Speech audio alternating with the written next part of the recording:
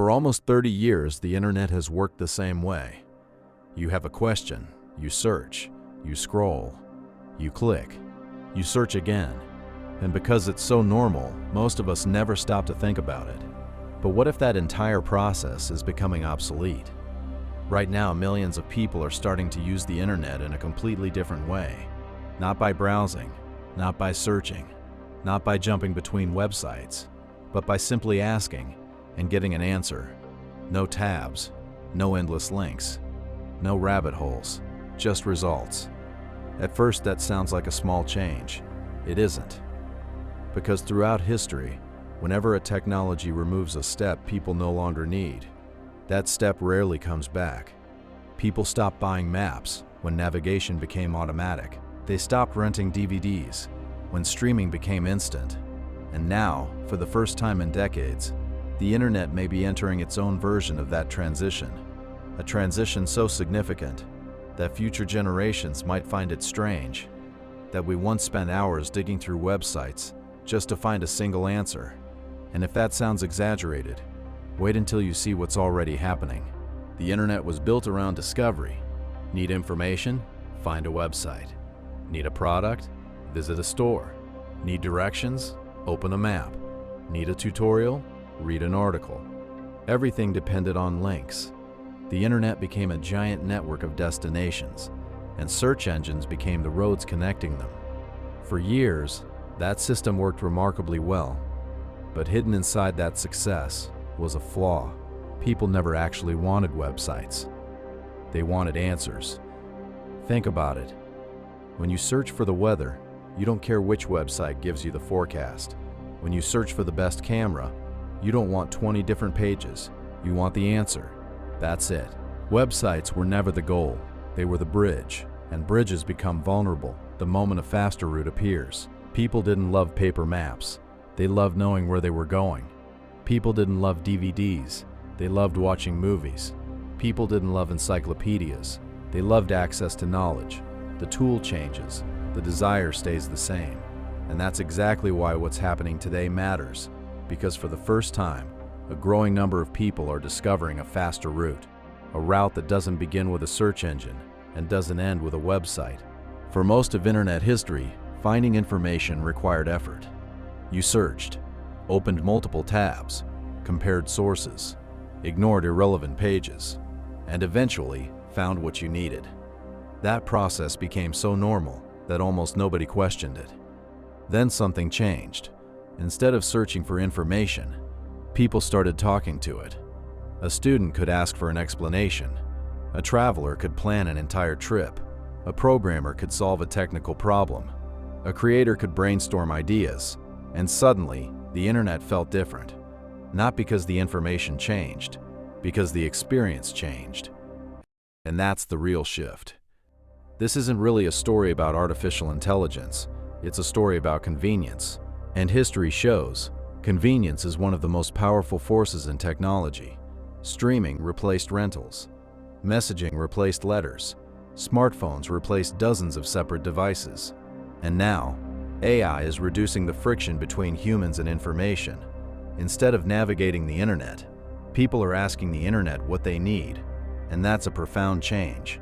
Because every major platform in internet history was built around discovery. But AI introduces something different. Delivery. You ask. It delivers. You refine. It adapts. And over time, the interaction starts feeling less like using a website and more like having a conversation. Imagine it's 10 years from now. You wake up, pick up your phone, and need information. What do? Today, the answer is obvious. Open a browser, type a search, scroll through results. But what if future generations don't do that at all? What if searching becomes something people rarely think about? Just like most people no longer think about paper maps. This is the possibility many people underestimate. Not because technology is advancing, because behavior is changing.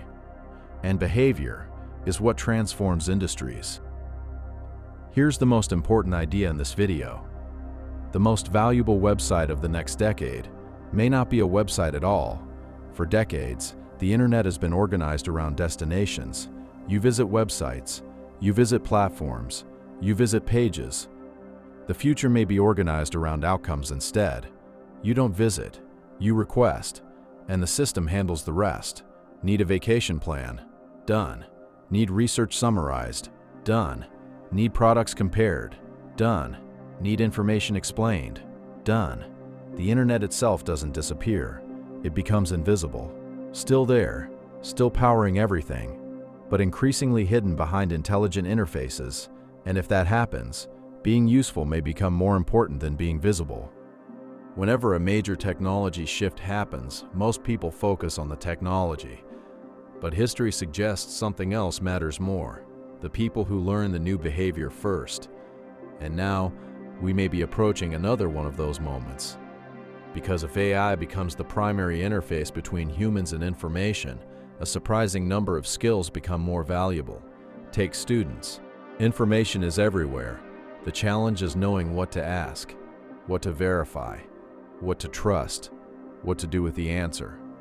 The same applies to creators, entrepreneurs, developers, researchers, almost every knowledge-based profession, because when information becomes abundant, judgment becomes scarce, and scarce things become valuable.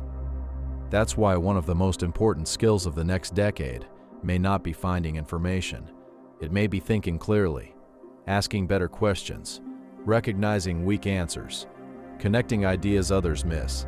Because in a world where intelligent systems can generate information instantly, human advantage shifts elsewhere, toward creativity, decision-making, critical thinking, context, and that creates an unusual opportunity.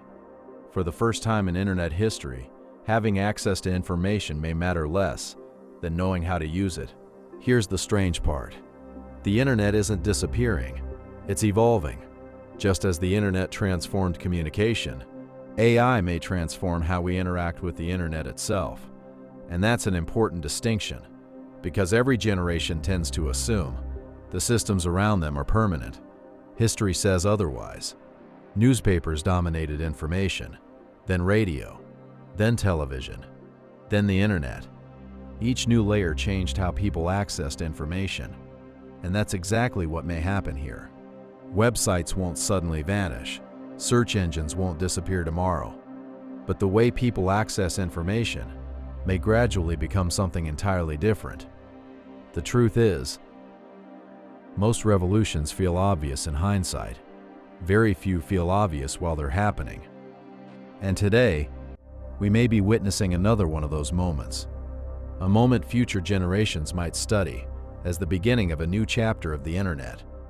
A chapter where conversations become interfaces, where intelligent systems become guides, where information arrives before people even know where to find it. The people who recognize shifts early don't just gain information, they gain time. Time to adapt, time to learn, time to prepare. And time is often the most valuable advantage of all. So here's the question. 10 years from now, will people still browse websites the way we do today? Or will AI become the primary way humans interact with the internet? Let me know what you think.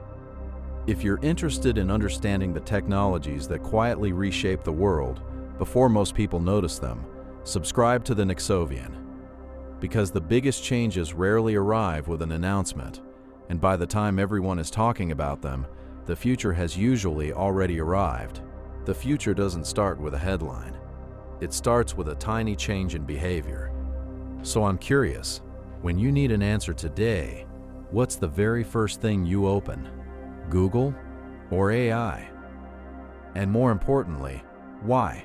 Let me know in the comments.